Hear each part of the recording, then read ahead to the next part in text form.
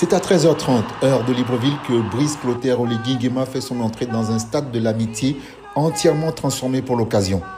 Le président élu prête serment devant une foule émue, une vingtaine de chefs d'État et une forte représentation diplomatique. Moi, Brice Clotaire Oligui Nguema, élu président de la République, m'engage devant Dieu, nos ancêtres et le peuple gabonais à conserver toutes mes forces à son bien-être.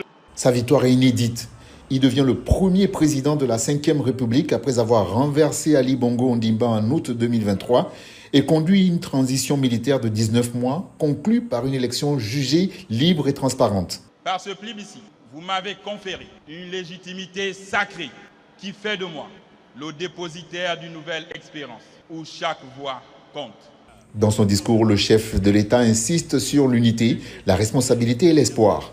Il ne parle pas de victoire personnelle, mais d'une mission collective. Je prends un engagement, l'engagement de servir, de protéger et d'unir tous les Gabonais, y compris ceux de la diaspora. L'investiture marque la fin de la transition.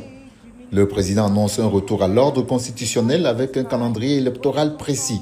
Législative et locale dès septembre, sénatoriale en novembre et l'installation des juges constitutionnels en décembre. Mais au-delà du calendrier, c'est un cap qui est donné. Oligui Nguema promet une gouvernance plus juste, plus rigoureuse. La 5e République, que nous appelons de tous nos voeux, pose l'exigence de mettre fin à l'impunité, à la corruption, à la cupidité,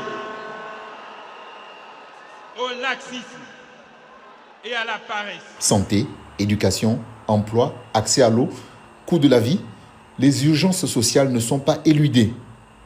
Le nouveau président entend construire un État plus protecteur, plus proche des réalités quotidiennes. Sur le plan économique, il mise sur la transformation locale des ressources et positionne le Gabon comme un acteur stratégique de l'économie verte. Dans un ton apaisé et rassembleur, Brice Oligui Nguema appelle enfin à la réconciliation nationale. En ce temps de pardon et de réconciliation nationale, ensemble, cultivons l'espoir et la détermination de bâtir un Gabon nouveau. Par ces mots, le président scelle une promesse, celle d'un renouveau. Désormais, c'est aux actes d'écrire la suite.